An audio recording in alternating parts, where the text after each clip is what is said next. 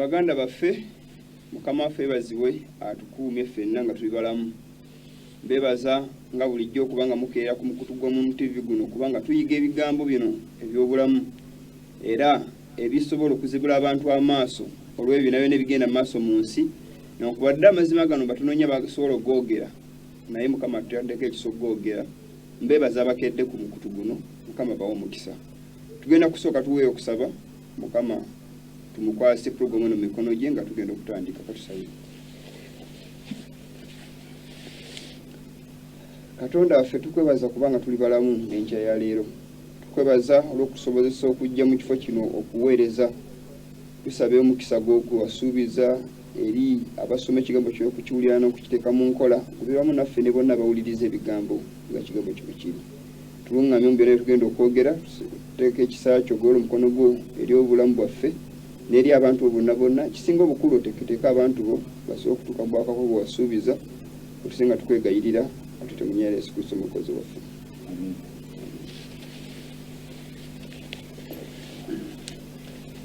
Mpozi omulundi oguwedde neerabira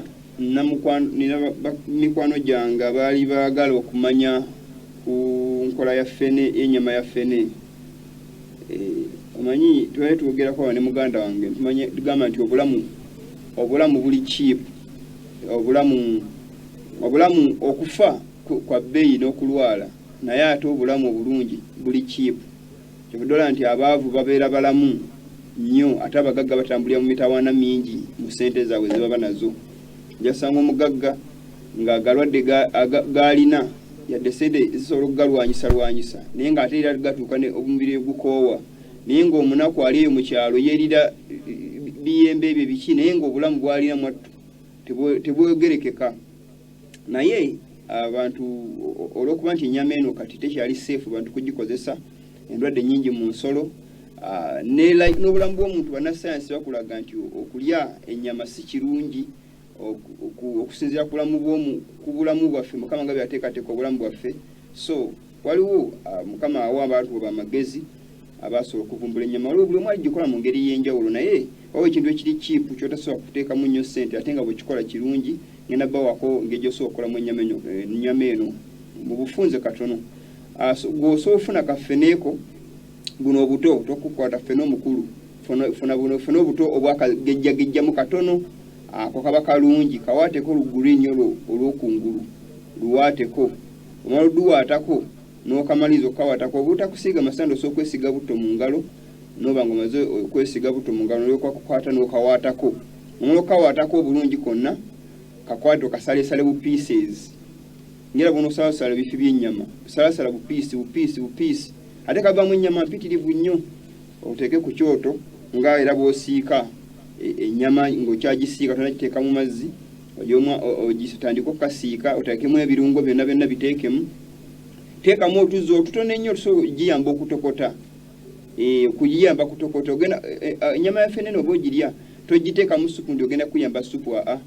ogirya ekola ejasi bifi naye okozesa enva endala ng'ebijanjaalo oba ebinyiibwa byonna byobufumbye ng'enva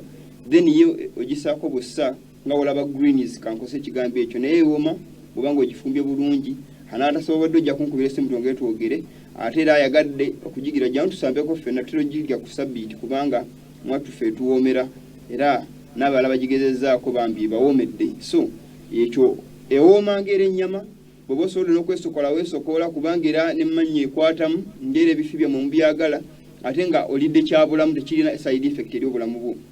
So Dietary Art mukama mutuwa ku lw'obulungi bwaffe. Amata ga soya bangi bagamanyi nyika soya mu mazzi ogenda mala omukubiri mu blender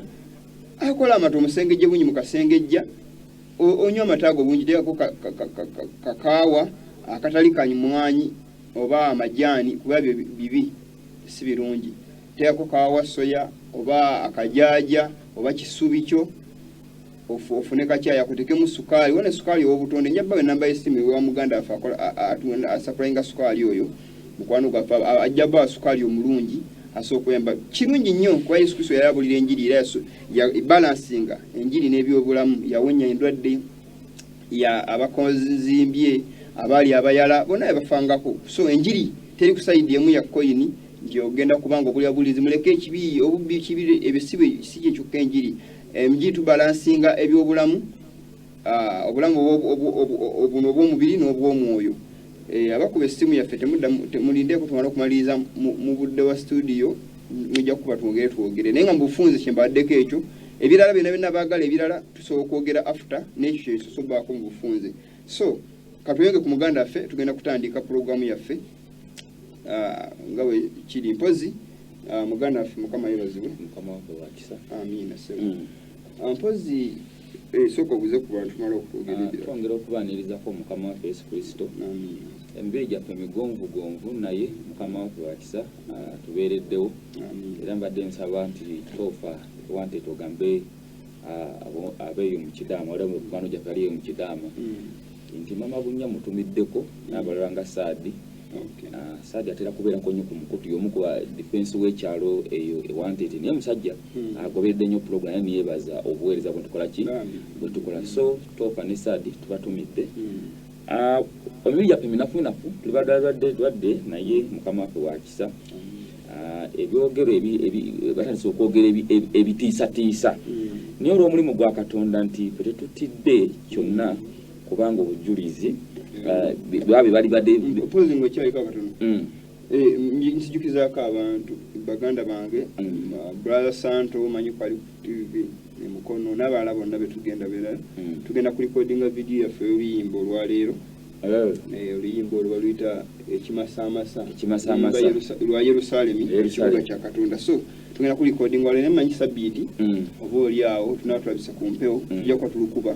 tulabe tugenda tulikodinga olwaleero ate nasobola okuba mukateekamu kulaba nga ate nga mukagende mu maaso nyimba infact nyingi nnyo naye oluusi munnange obudde ensimbi bitulemesa okubanga zikwatibwa ne tuziteekalenga mukama ekyansaasidde okuyimba okukyagaanye naye obamu mulinga naawe onyenyanya wembaamu nsonyenya naye ennyimba endala nja kukola ki nja kubeeramu so okusomoza kulimu bukungi mu buweereza bonna eno naye katonda waffe ajja atukwatiddeko otwalizamu nti abantu bateeka okwogera ebikankanya luli nalaba Ssennyonga yeekalakaasa ku tv oba ku mukutu gwe gwabeerako agamba tikoti kola tugende naye babyogera olw'okuba nti baagala endiga zaabwe zikole ki bo bagamba nti bagenda kugatta bagenda kubaako bye bagatta bajje babiteeke mu kooti gundi yagambye omwami bamwita Kaswabuli wa Isa Masiya musajja oyo yagambye wadde yaddala basamusinze yamulabye era yanvudde bukubiza essimu mwami Kalanzi abeera ogundi Nsambwe nkutumiddeko nnyo mukadde wange manyi kwoli ku program kuno olaba mwami Kalanzi Nsambwe ate akoze kinene nnyo okulanga ategeeza abantu so yabadde alina omukutu gwaliko ogumu gwe siyogere mukulu oyo omwami Kaswabuli wa Isa Masiya ng'abuulira enjiri n'agamba abasajja babeera ku TV naye bakola omulimu mulungi nnyo balaze obulimba bw'abasumba baanisa abasumba abo naye bakola mulimu mulungi nnyo wabula nawulidde mbu bateekateeka abasumba beekuŋŋaanya engeri gye bali bumu era basobola okukola nga bakola enkiiko zaabwe balaba okulaba nga bateekateeka okuyimiriza omulimu guno naye omulimu gwa Mukama agwekonako yagwa oba nga oyingira omulimu gwa Katonda Yesu yekka ye kooti yaffe Yesu yatukuuma Yesu yatubeererawo buli nsonga so omwana w'omuntu tayinza kudda talina kyasobola bayibuli kyebagaa mu Ezekyeri agamba nti omwana w'omuntu obeera wakati mu nnyumba enjemu Ezekyeri sura 12 obeera wakati abalina amaaso ag'okulaba naye nga tebalaba kati mu abasumba bayibuli etugamba nti mpulidde ekigambo ky'ekibi eri bannabbi b'e Yerusaalemi boogera ebyobulimba bwe twabuulira amazima ebyo ekigambo ky'ekibi esenguka misana ensinga eraba 14 n'agamba nti bagamba nti Mukama yantumye so teyabalagira naye olw'omulimu gwa Katonda Katonda ye waali nti ebyo byonna ne banaabikola Katonda ye mulamuzi waffe tetwetaaga kintu kyonna so bakole ebyo bakola neffe Omukama wakisa tuwadde mazima kwate ne kyetuleeta kya bulimba era waliwo n'ekigambo kino nze ntera nnyo ekigamba abantu bankubira bambi essimu nga balumwa bagamba balimwogera ebigambo naye abasajja bo nga babi tebabatte ebiki bakumibwa maggi bakumibwa poliisi kamabuleko ekigambo kino olunamala okyogera bagenda zanya akatambi ako katono nnyo kwa bana akatabike bagendo zanya akawogera omusajja omu yayogera ku basajja lwaki abalopa yasibwa naye gundi ekimanya bagamba nti Yesu Kristo yabulira enjiri okumala emyaka 3 ng'abulira enjiri baayagala okumutta bakola buli kimu kye baagala okukola okulaba nga bamuyimiriza naye tewali yamukwatako paka mulimu gumaze okuggwa n'ekiseera kituuse ne bwe munaakola ki nga Mukama tanakikukkiriza bikolwa byammwe ebyekitemu ebyekitujju ebintu byonna byoyinza okulowoozaako ebyekko okutukolako nga Mukama tanakukkiriza nti kati ekiseera kituuse tewali kye mugenda kukola ekyo nkibabuulira era bwina bimuteekateeka mubiteeketeeke naye nze sina kye mbatyako olaba njogera ku paapa ensi yonna yonna gwetendereza muganda waffe ate twafunye amawulire amalala bw'oba ogenda ku luguudo lw'Essemuto Ssenyonga yakozeewo kampuni egy'ebiri by'ebisiyaga bakita Holy Top Hotel bw'oba oyingira buti Ssemuto kalina byanungi nnyo erikumpi mu luguudo mwennyini ya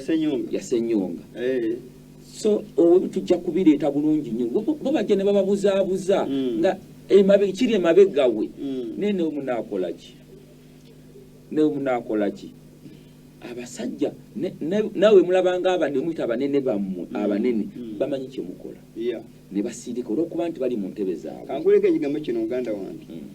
kebere gavumenti gye batwala emisango oba ne bagulirira kooti n'ebira byonna biyinza okulowooza nabo bamanyi nti abasajja bagwagwa era akambajjukizeko ekigambo kino Yesu Kristo yali mu biseera bye ng'abulira enjiri bakabona baayagala nnyo okulaba akozesa gavumenti yemukwate naye nga temulabako musango kubanga Yesu kye yakola yeesonyiwa gavumenti nakonsentratinga ku mulimu gwa kitaawe era yagamba nti kiŋŋaana okukola omulimu gwa kitaawe ng'obudde bukyali misana my father's business so omulimu gwa kitaawe yagukola era teyayingira gavumenti oba yatukanaga Kaisari muwe ebibye ne Katonda muwe biki yabyawula bwe bamusaba nga omusolo ng'aguwaayo bulungi bwansi ng'akola naye mu bano bakabona bali beefudde abasajja Katonda n'agamba nti mulinga malaalo tiyisiga nti yali abavuma nti abavuma bivumu naye nga babuulira kibali balinga amalaalo naye nga munda beeyonja kungu naye nga munda bebakola bikolobero byakko nekyeya kiyegamba anyway tulipolanga akatambi ako bagamba yagambye abasajja batuba batumyese kwa Ssenyonga ye mwogezi atukana okuvaako ndowooza waya ku mutwe n'agamba nti muleete ssente tusobole okulanga tugenda mu kooti tuteekewo embeera yonna musonda ssente zitwala abantu babulira enjiri ey'amazima mu kooti bandi kati basajja baki muziteekeyo naye Katonda waffe ye mulamuzi asinga ate naffe tugenda kutandika okuteekawo obwina asingako wadde mukola ki wegga nti yiga yatta naga nti omuntu mujja ku nsi n'amujja ku nsi omuntu n'afiira mu kanisa tugatandika okulaba obulambi Tuesday ejja nga yiga atta ki omuntu ebintu bingi pasita nga yeebaka ku muntu mu kanisa yo kimanyi gundi Ssenyonga alina gwe yatiisatiisa n'amugamba akatambya ku njaka puleyinga Ssenyonga yakwata omuwala mu nnyonyi ekyo naye ngoga tukisirikire nga mawule gatambula Ssenyonga ngakuta omuwala mu nnyonyi omugundi ono yagamba Kashemere Grace yagamba nti Ssenyonga nti abasajja banene tebabasiba nanga si kubanga ssente ebanyingi yadde baziina naye majjaddu balogo yakwate gakola kuffe gayinza okugenda na ku mulamuzi gamugamba nti ekituufu Saamu Kakande omusango koze eki gumusinze naye nawe gunansinga ku nsi tekujja kunsinga mu ggulu kubanga ku nsi ensi terina bwenkanya katukulenga katono nnyo tulyoke tudde ku kali akalala naye katusobola tukulenga katono nnyo muli ebigambo omusajja oyo ng'ayogera ku nsonga y'emisango katuwulirize ku kyalo kyaffe kino n'ensooka nninya n'enzirayo eri ku mwala ekiyindi eri ku kizinga bukwaya era bwe natuuka eyo wayita wiiki emu n'enzijamu empale nentandika okutambula obwereere bwentandika okutambula obwereere nekikola ndowooza omwezi mulamba ne bantwalako ew'omusamize nga bamanyi mbutuufu ngudde eddalo naye nga nze nali musajja mulamu bantwala ew'omusajja bamuyita Kabanga ali awo omusajja musamize ali kiyindi nakati akyaliyo bwe mmaliriza ekyo n'agamba kakati genda n'awalala era nenzi nga 22 omwezi oguwedde twakulaga emboozi gye twatuuma ensigo y'ekibi mwe twanoonyerereza ku basumba b'amakanisa n'engeri gye bajjamu ssente ku bantu nga bakozesa ebyamagero ebipangirire ssaako amaanyi amangi ge balina oluusi agabawo enkizo ne bavoola n'amateeka nga teri abakuba ku mukono. Bishop Patrick Makumbi owa Gospel Healing Center erweza ku luguudo lw'Entebbe y'omu ku balumirizibwa okupanga ebyamagero. Mu mboozi eyo waliwo ne maama alumiriza omusumba oyo okukabasanya omwana we atanneetuuka. Emboozi y'ensigo y'ekibi nagiwunzika bwe nti abantu nga Peace Nanangwe bagezezzaako okunoonya obwenkanya wabula olwa ssente amaanyi n'obukuumi abasumba bwe balina emirundi mingi bano bakomekereza emitima gyeyongedde okubennyika olw'ensalawo ya kkooti oba okuggulwako emisango emirala ne bavunaanibwa era ne basibibwa. Olubeera lw'okulaga abagayiwa okuba bw'oba olidde akatambi ako nga bw'obadde okawulira era ng'okalaba ku lutimba awo omusajja oyo ayogedde naga nti abasajja bano bakola emisa bafuuka n'okuvoola amateeka ne bakola emisango nga teri abakuba ku mukono nti naye olw'essente n'ettutumu n'amaanyi ge balina bafuba okulaba nga bajja emisango egyo balwanyisa emisango egyo givaayo kati ate gwa muloopi gwaggulwako emisango era akatambi ketugenda okulaba akakalala ketusoose okulinga ogusoose katambi ako kalaga bwino wa Makumbi Patrick Makumbi asimanyi Healing Center Bishop omusajja oyo yakola ebikolobero naye njagala muwulire ibwina ali mu katambi ako mwegendereze nga mufolo nga sigenda tugenda kwogera mu kigambo na kimu naye mugenda kulaba bwino nga jediringa nampola nga mutegere abasajja bano obuyaye bwabwe n'obufere bwabwe ngeje bakufosinga abantu n'okupanga obujuzi omusajja asooka kujja n'amuloopa nti gundi yansiyaga bamanya nti amaze omugira nga amuyita mugamba ngenda kuwa ssente obanga muwa akakadde nga mugagenda ogende nti banne waliwo yasindika musiige enziro naye bansonyiwe naye nga amaze muwa ssente kakati n'okukangakanga oluusi bagamba tugenda kukola kino tujja kukusiba tujja kutta abantu ne batya obutambi obw'enjawulo bwembulina wano omuvubuka omulala ku bisiyaga byakakande kayanja sole yagamba nti waliwo abalamuzi beyogera ku bisigenda kwogera manya nti yatulanga n'abalamuzi bakolanga meeting mu kanisa ewakayanja nti nga bavuvuba emisango ginyolanyola naye omuvubuka ono agenda okuvaayo okwogera nga yeekyaye nti sente bye bamugamba okusiba ku pasita male okumusibako emisango nti babagulirira nga bano bamaze babeefuire tebabawadde sente kayanja tabawadde sente ate amaze obakozesa abasudde bamaze okukiriyalinga erinnya lye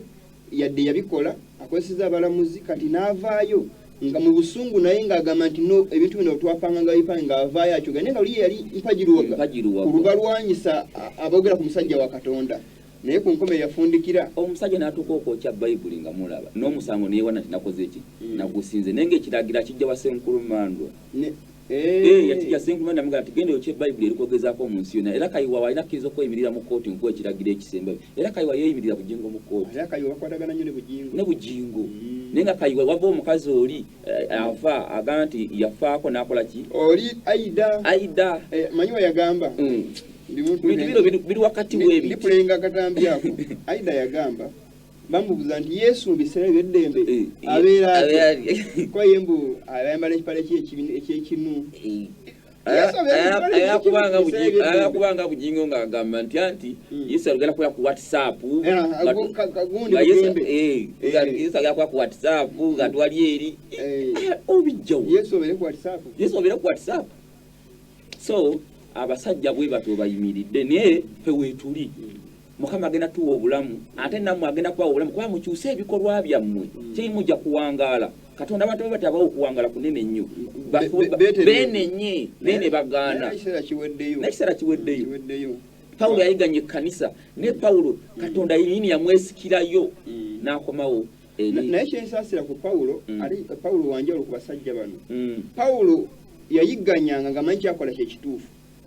era Mukama temuvunaanako kubanga Mukama yamalaba ensobi nti alwana naye ng'alwanira sayidi nkyamu naye bano bakola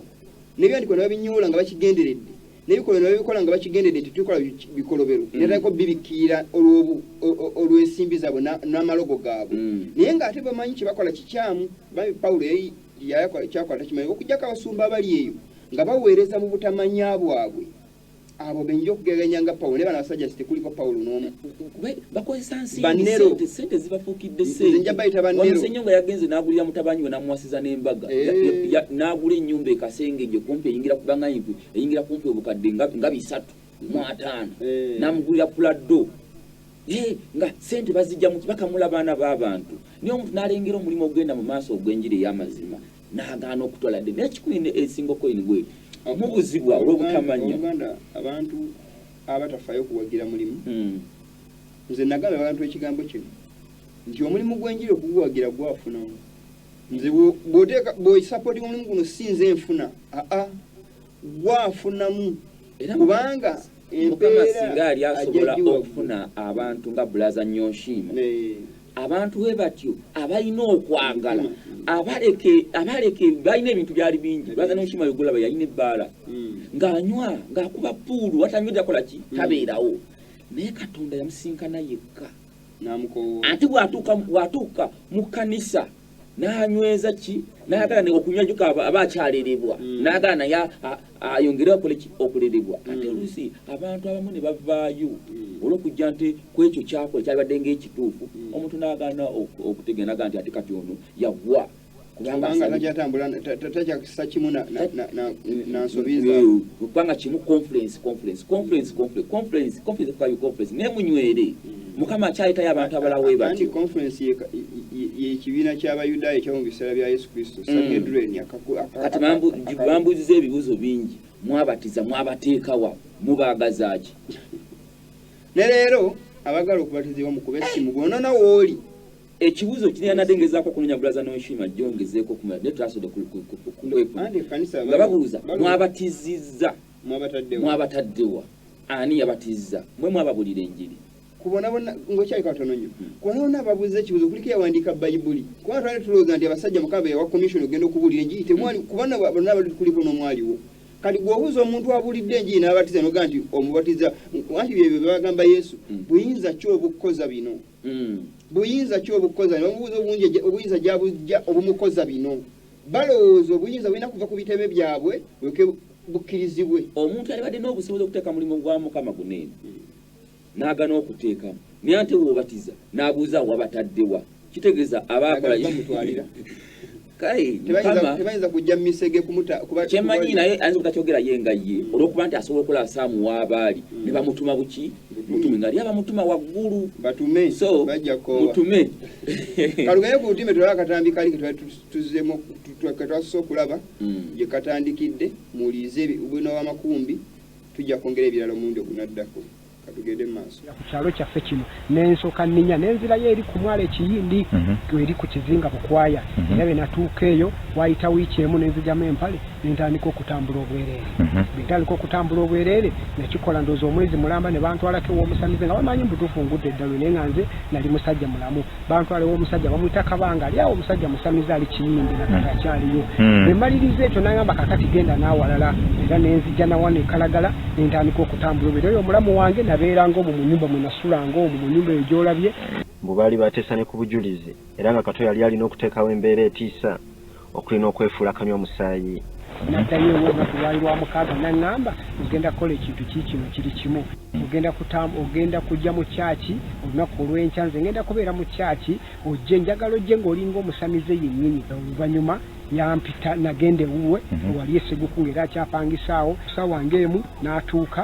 batuuka naŋŋamba buli kimu kyonna okimaze konze nkimaze nambuuza ogudde dali konze ndigudde nambuuza ofunye bwino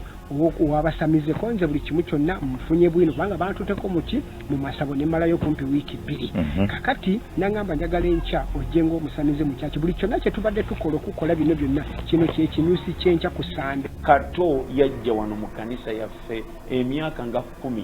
emabega atuusa atudde emabega tuyita abagala okuluka kubanga ffe tukkiriza nti buli kanisa ku Sande omusumba abamaze okubulira bayo abantu abagala okuluka ne tuyita ne tusanga omusajja n'avaayo n'ambadde musamize aliko yirizi ne bazimuggyako ne tumusabira kumbe eko ke kakodyo ke kabadde ng'akola bulijjo. Kato agamba yasasula $5,000 wabula yazimba omutima ng'enjogera y'ennaku zino bweri oba omusumba yali amufunyemu nnyo olw'ensonga nti yateranga n'okumutambuza ng'awa obujulizi mikutu gy'amawulire egy'enjawulo. Yalangambye kungulira motoka kunzibira nnyumba kumpasa omukyala ambeere bulungi.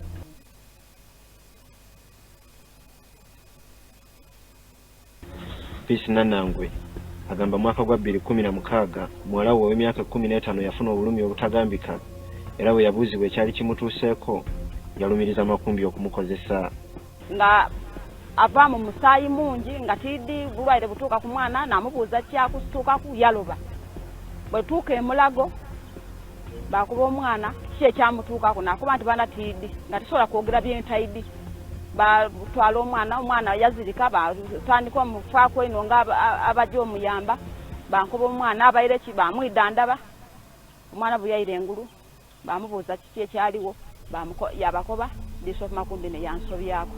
akaana sikalabangako mu nsi eno ne maama we simulabanga nako okutandika mu mwaka gw'2010 natandika okusabira mu kyati ya Gospel Healing Center enamugongo Kefa Road natandika okusabirayo n'omwana wange bwe ntuuka otandika okusabirayo n'omwana wange yankuba omwana ono kitasoma namukaa nti omwana muwanisa ku isomero lya gavumenti kuba lyensobola ye mwene yakuba nti omwana oyo mumpe asomere mu isomero lyange kuba nze nina abaana b'enamba namukuba nti nze nzira ssente nti omwana onsazeewo ndamuweerera buli kimu kyonaaba ofunyengayo nga iwooleeta nga school fees byona byona biri ku nze wadde ng'omwana yali yeekebejjeddwa mu ddwaliro ekkulu emulago ne kikakasibwa nti yali akozeseddwa kigambibwa nti abasirikale baagenda mu maka ga Nannangwe nga taliiwo ne basaba omwana okubawa ebipapula by'eddwaliro.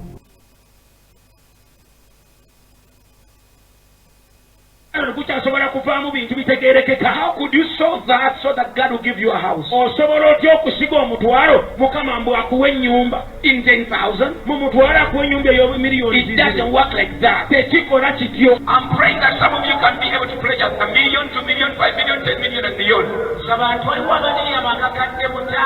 10 n'ezisinga.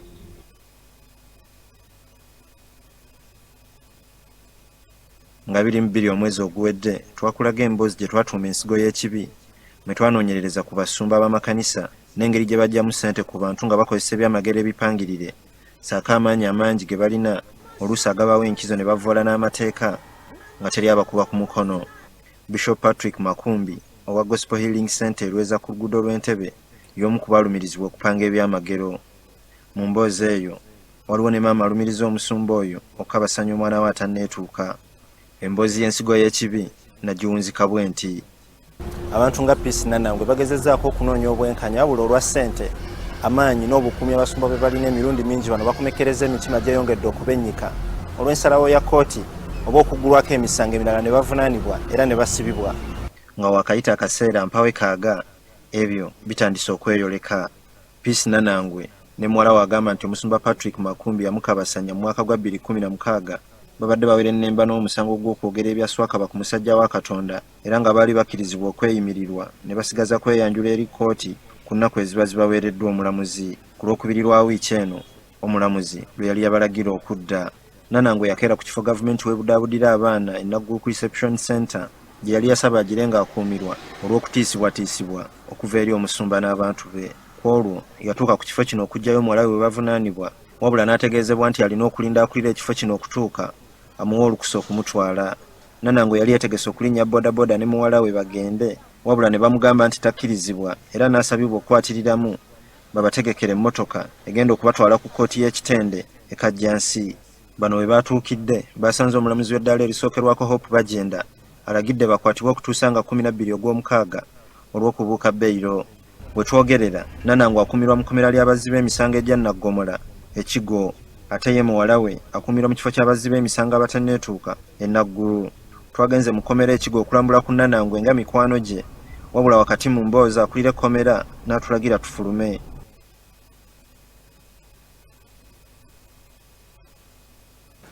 Joseph Kato Mukasa yasanguza engeri gye baalukamu olukwe ne Bishop Patrick Makumbi naye yaleetebwa banne ba Makumbi okuli Aloysius Matovu Junior ne Pastor Ruben Kwagala amanyiddwa nga First Born nga 26 ogwokutaano 2017 nga bagamba nti obulamu bwe buli matigga olw'abatuuze ku kyalo ky'Ebukwaya gy'ava okumwefuulira olw'engeri gye twalaga ng'awa obujulizi ku Pastor Makumbi. Oluvannyuma lw'okubawuliriza twazuula ebituli mu bigambo byabwe era ne tubasaba okutuwamu akadde twogere ne Joseph Mukasa nga tebaliiwo. Ono bwe twasigalawo naye yatusaba okumuzza mu kifo ekyekusifu era n'atuwa ensonga lwaki aleeteddwa. Abandeese wano bandeese mbu nsazeemu ebintu bye mwateekako ku Mande era Jjo Matovu twaba namusanzeyo ensambi ababadde n'omukolo nga ye mwogezi n'angamba Bishop amukubidde naye Bishop agamba nti nazzeemu n'enjogera naye kinantuukako kunagenda kunsiba baneerabire. Mukasa yalutegeeza nti enfunda nnyingi zaakyusa ebigambo bye wabula ng'akikola ku buwaze. Nange kataba ngamba nti ogenda kusibwa n'ebisumuluzo ne bakwerabe n'okwerabe nange ng'omuntu nakola ki natya ne ngamba okke kataba nampayo obukadde busatu ne mbabuuza kati Pastor Male ne Matovu wange bisalayo Matovu yali akyali mujulizi wange be bayita bannamawulire n'enjogera biki bye baagala ne bangamba kwata essimu yino okubire Male omugambe nti ebintu bye badde ontuma byonna bo kibaagala kyenkola ki kati kiwulanga abantu abasinga baatooka okungamba lwaki ebintu ebizze bikyukakyuka konze bannange nange buli we bankwata baagala buli we bansangiriza baagala njogere bo kye bakola batya kye baagala ate nga nze sirina mwasirizi. Ng'oggyeko ekyo ono era alina endagaano gy'agamba nti bagimukozesa ku kifuba mu kiseera nga bajja omusango mu kkooti era nga kati bagikozesa okumutiisatiisa buli lwavaayo okwogera ku Bishop Makumbi. Bandabirirawo onywedde ku kakifuna kutuza onyweko ngende nkyusa ebintu bye bazze bangamba jule walo bandaga simayiro naye ng'eri gye twayise nze ndi mu kutulugunyiza bangamba bw'oto bikyusa tugenda kusiba ate nga ddala kituba n'obusobozi obukola butya obunsiba. Kakati munnange kiki ekyaddako nga bwombuze kiki ekyaleeta omusango okuva ku kkooti nga omusango tugenda mu kasenge omusango ne yalina ogutuulamu yali mulala yalina otula musango yali mulala kati ate tugenda waki awo kyesimanyi tugenda mu ofiisi endala yali musajja munene bangamba siddamu kwogera kwani ku Bishop nti era betuva wano nzire kuba abaana amawulire baali batuteeze wabweru era bana Bishop Myamala n'ayogera olwaŋŋambye nti bino ebintu tuteesaaba mbiteeke ku basumba banne. Ne wakati mu kutiisibwatiisibwa Mukasa agamba kye bakola ne Makumbi takyerabiranga.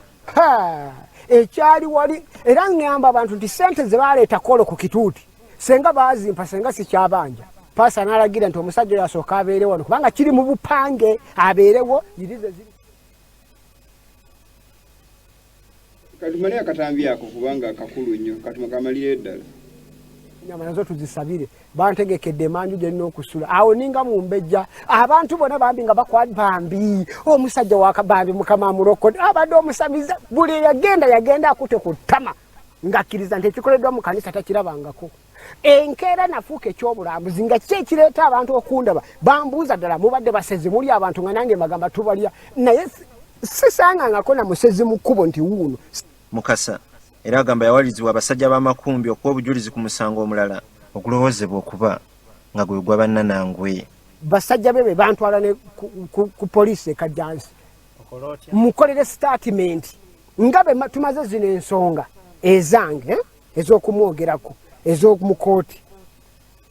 kati ate mukole ngende ku poliisi e Kajjansi gye gyalina omusango biseera ebyo gwali ogw'omwana nti yakuta omwana mwogerereyo nga bakola statement nti ezo ensonga bamuwaayiriza naye nga n'omwana simulabangako n'omukazi simanyi bw'afaanana wabula muyambe mwogerere era nange nga sirina kyakola sekibote waabwe era ne bantwala ne ngamba ezo ensonga Pastor bamuwaayiriza beri basumba bane be baabikola nga nze bula be bankozesa ne bannimbisa. Mpozi tumaze okulaba ebigambo ebyo muwulidde obujulizi obwo. Waliwo akatambi gwali omwaka 2018 omwezi gwali gwa January naku mwezi nga 15 omusajja ayitibwa Jackson Senyonga yakateka ku mutimbagano ng'agamba nti emisota gya muzeeyi gyafuddewo nagenda enamboole nalina olukunga ne Namboole wayitawo ebbanga Senyonga nampita yakosa senga wange nakakande Jennifer waliwo omusajja OCCID wa ku poliisi ye wano weyini ku kanisa ye bamita Waswa yali OCCID waawo naye kati yamugoba bajja wa mukadde Semuyaba ekabumbi nali mulwadde ndattayo baali bayise obukadde 6 nga Senyonga ampa sente ezo anfunira amaka amalungi naye nga ate muzeeyi amuwadde sente bajje bazanya akantu wenti ngeno kigwamu bali bateeseteese n'okufa kwange Senyonga bo wakanavayo otegeeze gwamu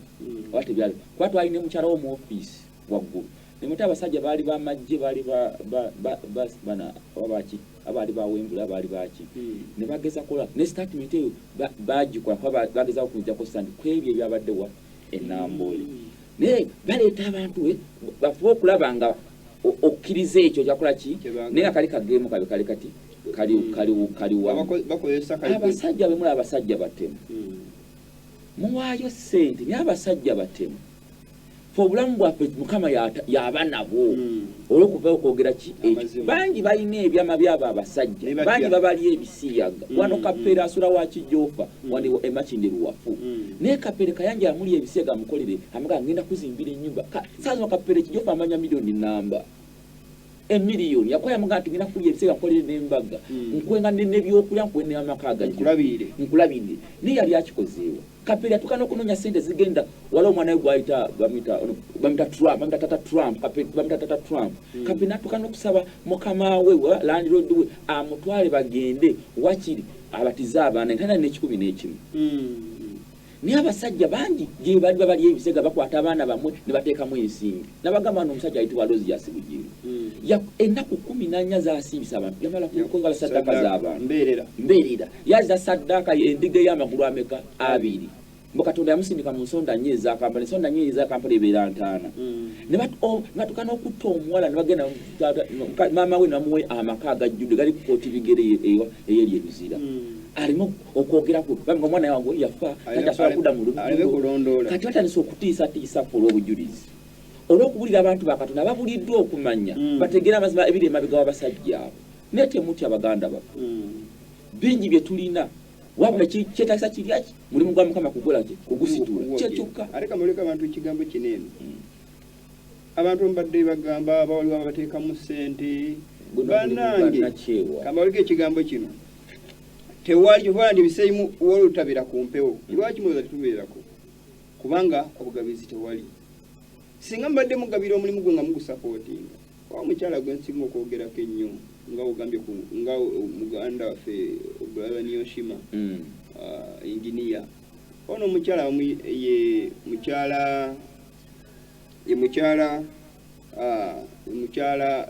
imama Nakaddu bambi ono omukyala kati kama sijja kumwogera kwa yaŋŋaana sijja kulyogera erinnya lye bambi bafuba ekitono nnyo kibasobola mpozi ne Ssaalongo mutumiddeko nnyo omukono bambi naye afaayo nnyo okulanga omulimu guno gugenda mu maaso akatono ke balina bakateekamu we biganye oluusi ne bigaana ate naffe tukola emirimu gyaffe abantu basinga balooza nti mutumu ssente mune nange wenva wano ngenda kunoonya kukola mirimu gyange omuva kasente nange wenva wano ngendako nnimiro ngendako oluusi ku ddwaliro bwe tujja akasente ne tutetenka nnyo okulaba nga mufuna obubaka n'olwene ka transport akanakutuusa ku TV nga tokola ki nga tokalina kyobaana bagamba bintu abantu bangi n'omuntu asiga emmotoka namba mu 77 days of dogs naye ng'asize mu geyeena yeggulire okufa kubanga naye agala amireko ku kituutu ky'abasajja banyeeri sajja amuwa amafuta naye nga weegulira geyeena yeggulira kufa so baganda baffe tubakozi nga obateekateeko baterayo ku nnamba za studio babuzeeyoko ebibuuzo ebyenjawulo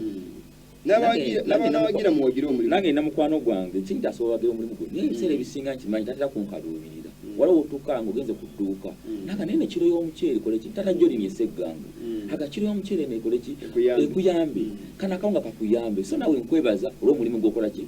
mukama kwongesa ne bakasitoma beeyongere bangi ate omulimu gwokoleki gwongere okwempawalinga webali omulimu gwokolaki gwokola so twagala babuze ku bibuuzo ali ku simu omukadde wange nendoza nerabidde Yesu bakadde bange mwebale kuweereza amannya Mazido Mpaji Kabende Mukono amina nsima buweereza bwammwe nti abantu baffe babula nnyo babula olw'obutamanya ate batagala kumanya olina alimu omuceere nagenda kuguza omuceere kiro sini emitwalo emeka bannange ng'oswala n'enjala okwate emitwalo 8 ogw'ekiro omuceere ate ng'ekikongere sente enyingi yaba yazireeta ezaalima ali kutunda bizinesi abantu webale abantu baffe banoonye okumanya naye mugeme twamuweereza Mukama ewe nazira omusoomozerwa amazima gonna osatagala mazima sigadde ndi Majidu Kabende Mukono mwebale kuweereza ensonga y'omuceere n'abakristaayo basinagoga bonna baateekamu ssente okugenda okulima omuceere ogwo Kiryandongo ne Masindi ne bagula enkumbi zonna mu Kampala ezaali mu Hardware asobola ogenda olima omuceere n'abagaabula agenda okuteekamu ssente agenda kuba ne shares mu muceere naye omuceere baagulima alima Upland n'amyuka mukuba kaakakuta ne bakutwala ku market n'amugamba nti buli kiro kipimamu emitwalo 22 mu ebiri naganze kakandi sikola losi nga n'abalokole banga abasiru bw'atyo bwe yayogera n'agipanga buli kiro n'agitunda emitwalo 5 mukaaba omusolo gavumenti etugira omusolo egira omusolo babyongeza ebintu gutyo yongere ku siringi 3 n'ogula omuceere emitwalo 5 lwaki togenda n'okwate n'ogenda n'ogula gundi ejjudde so bantu bange gavumenti muginenye kitono nga wali abababba ate nga mu linnya lya Katonda kalugende kufuna essimu endala alo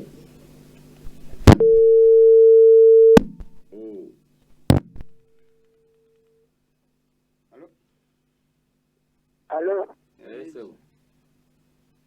Musigo mutesho. Yesu. Mukama yebazibwe. Mukama watsese. Mukama yebazibwe. Bamutalusa mu Kalandala. Yesu. Bambi ngolora nnyo program zizamu bambi zitukolera. Kalangala chogira mu TV etuuka. Mu TV ngazi. Mukama bawo mukisaba mbi olw'obubaka bamututuusaako naye nga yeyo nzide tutuuseemu. Eri abantu ababonaabona Kalangala bali mu binazi bya Nabbi Samuel Kakande ne Kalitunsi ali Kalangala naye manyi faamu eri eyo nnene nnyo nnene ddala naye abantu babonaabona ayagamba ngena aleeta abasogo era tubasinza saala batusomeredde ate nze ninanye ekkanisa we bali naye saala gye bakolako. Amiina yongera okunywera muganda wange. Mukama omusaba. Amiina mukama okumusasa. Bayina ekkanisa mpitirivu bwe alina tebalina tabirimu bo bano gabuli ensonda zonna Kaplanawuni Church, Tabernacle Church, zona zawe, Holy City Church, chovalaba bo bali kintu kitya kimu. Alo. Hello. Yes. Ngenda kubuuza ko ku bibuuzo ebiwerawo. Ekisoboka lwaki buli kkanisa yonna esiiga amafuta gavaawa era gabeerawa. Ekyokubiri wagamba gundi Ssenyonga nti Basakakande aziika abantu babega wa kyaki bafaddi babaziika batya babanyweza miguwa kiro lwaki ekibuuzo ekyo nkyagala nnyo Demotinyoni lwaki tebamusiba kagundi Ssenyonga ng'ate yatugana na pulezidenti waali ng'amaze okubyogera ekirala njagala nnyinyonnyole Museveni Sidda we Maganjo wagamba akolagana ne Kakandi obugagga gya bujja.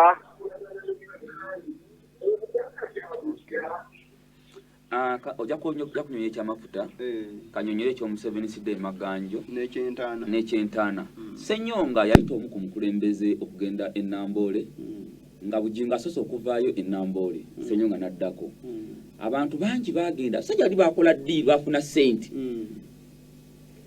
Bujingo bagenda batono Ssenyonga n'alumba n'abaali ababujingo nakola ki ne balumba oyo n'abanga kimwanyiza omujigya ng'omu. So n'ategeeza omukulembeze nti wali abasajja bakatonda bakola month grave era bakikiriza naga nti kati Sserwadda yatwala abalokole mu ggwanga n'asalawo ateke Ssenyonga ku nninga ayogere month graves ezo ziri. Ssenyonga talina bwino nnyo w'amaanyi okuggyako ab'omunda ngaffe abasobola okukola ki okumanya kyebakola Ssenyonga tata n'amuwa ssente emitwalo 7 egya dola bwe buwumbi 2 mu obukadde 8 emitwalo 7 egya dola. Ssenyonga tata n'azimuwa ne bakozesa chairman w'okubiri Ssenyonga mbwagula akazimba kali ku kikumpi n'ekkanisa aliraanye Senkulumandwa agenda kusaba atekewo n'ekkanisa abenga nenga muze yamuwa ssente ezo ne wone munabuza chairman w'okubiri. Kakati Ssenyonga nagamba Senkulumandwa atandise okubaliraana tugobe emizimu tulabe Mass Graves ezo ne Ssenyonga na Mass Graves musomi batakodi high school yeseta mukono ayogera bwato era byakomaawo olengera naye nga massive blessing bazikola obakukola bati be heal n'ogwa wansi usese singa nakwe basabisiza basi tulo omuntu ono ngamazo namuga muteeka wali agira akola ki awumulamu usina swani motoka bwete mutwale emuzeyo ki ewaka nebikomaawo naye nga atuwe bamazo basaka engineer asimalera ekinya mu kanisa atekewo pavers enkyanga bamugoba nga baita engineer omuki omulala nga sadaka yakoleddwa jjo omuntu abafuluma mu kanisa bwati nga bafuluma bangi oli naagwawo ku Sunday wabawo emotoka ya St John's wabawo ne emotoka ya Fire Brigade ebeno kinyo kiku kanisa y'omusajja wa Katonda amaje wega wali obulamu wali musajja wa Katonda olengera bwagwawo ngazirika ngafa mwatala mu cyali ya City Council nga munoonya omuntu olw'okuba ekipande kyabaddeko gy'oviira ekipande kyabaddeko amanyago n'enamba y'essimu omuntu yaza okulabirira bw'ofa nga bakuba essimu eyo alo ono bufunye akabenje yabadde basaidiza erubaga nti ye alwana mu mochale mujje mulenga mutuka nga yeye sadaka yakoleddwa nga basomera cyane kiri mu Zaburi ya 5:4 nti sadaka unyirwa mukaga sadaka eyo moyo ogwedde je nkuwagwe obaze linyera kakande kubanga ddungi senyonga ne kakande bali kintu kitya tata ya kakande yagamba senyonga emuga ekanisa yange eri kubbi eri kusatu emuga tako biri gatako satu ofuna mekanti 5 geno jipuli home of P5 n'atulima prosperity sibabe ki bwe nkugamba nti omusajja omwali maganjo asinza wa nabbi nali mulabye n'amaaso bw'aba ne kampuni ye lwaki assaamu ekifaananyi kya nabbi omukristaayo wajja mu kampuni ye ate n'akiisa n'akibikka lwaki tewabaawo kifaananyi kya mulabirizi kajoba lwaki tewabaawo kifaananyi kya mukyala we mu kampuni ye n'agaa nti kakande mukwano gwange namugwira wide road emotoka bina omwaka 2019 nga tuli mu 2020 nga tulina mu corona motoka emu wide road egule bukadde 7 naje nagulirako ebyana byako naga nkoze company ndala side ze mukono anange aina muwalawe gwe yali agala okumpa mwalawe zolo mbuwe namwe bakakampa obugagga bwonna mwalawe gyali emaganyi mubimanyi olengera omwana yagwa mu swimming pool tetaka kugera bingi nenga genkubira ge mazima twakola obulukungwana omusajja onateka mu sente twali tugensa design ne video side zeno ngenambole bayitawo kirinnya ne tukolayo olukungwana lwali lw'amaanyi sajja n'atuwa buli kikozesebwa n'akituwa n'atuwa n'amazama amafu agayitako nagana okujja ku mulimu yatadde mu sente ng'otaddemu omulimu sente lwaki tosobola kujja kugulabako owe maganjo nagana okujja okula omulimu gwako gwe tukoze nga yatadde mu sente zanyinga bukadde 15 n'okusukkawo n'olunaku olusemba olwa sabbiiti n'ogana okujja mufunze yateekawo nga nabye yeenoonyeza jangu biriwo gwataddemu ensimbi abantu bagulira bayibuli buli kimu wakikola ewiiki 3 ndi ku effort mbulya kigambo kya Katonda n'agaana okujjayo so oba yali busy ati busy n'olunaku lwa sabbiiti gy'oteeka omulimu gwa Mukama nga kigamba ne kano kaweddeyo ezo ze zijja naye agaana okukola ki okulinnyayo so baganda baffe mubeere bagezigezi getubabulira ge mazima okoze olwakadde mbebaza tugenda kubanga tukwata esimu naye nga tunakwata simu bogere ku kigambo ky'amafuta amafuta gano eno gasiigibwa naye nga ku sabbiiti ndoza sabbiiti eno ejja ngenda kutwala eddakiika zijja kubanga 10 nyonyole ku nsonga y'amafuta nakozesa ebyawandiikibwa kuwambadde saatesitese kyakuyiga ekyo naye nga amafuta gasiigibwa n'ebigendererwa ebyenjawulo mu basumba bwe ngeri gye bagasiigamu oba lwaki bagasiiga kivaamu ne mu ngeri y'enjawulo abakyala bagenda mu bisenge ebyabasumba basiiga amafuta nga bagenze mu counseling oba kukola kuba omusajja omu yannyonnyola ku nsonga bano nga basajja nga basiiga amafuta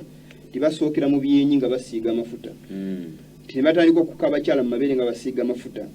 kubanga bamanyi parts ezireetera omuntu okubeera nga ali weak anafuwa bamuteeka mu muudu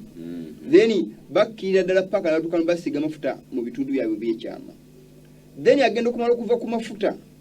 nga wagenda tuuka omukozesa kyonna kyonna kyayagala nga takyasobola kulwana kubanga oludda amaze omuteeka mu muudu nga masiiga amafuta so bagasiiga n'ebigendero ebyokulaba nga basobola okwebaka ku bakazi naddala mu bifo ebyokwekweka nga si mu kkanisa era omukyalo omu wali omusajja omu njamwogera bwe kiba kyetaagisiza yagamba omukyala we yali nga munyumiza engeri gye bamurepingamu omusumba nga amusiza amafuta mu mbeera bwetyo yamugamba kale singa waŋŋambye kyoyagala notampita mu bukode bwa kunsiiga amafuta n'okikola ng'okikoze mu ngeri yakuŋŋamba kituufu naye nonimba nti osiiga amafuta naye nga yakunnebakako so yakimukozesa ng'atuuse mu mbeera kyasobola kugaana naye nga asobola musiiga amafuta mu bifo ebisitula obusimu bw'omuntu oba ebiteeka omuntu mu mbeera pasita akwata abakazi oba tujja mulaga kundira ku lwokubiri ono yakozesa ekigalo amulabye n'omulala yabba emmotoka y'omukyala waneekatwe tufune esimu emu tusiibule nekitusiibuza lwakubanga omulimu kola aliko simu Hello. Bagana mwebala okuweereza basebo. Amanya gange nze kansala wani Muhammad okubera mugongo. Kansala webale okubeeranga ku mukutu buli lunaku. Amina. Ndekemazirakawo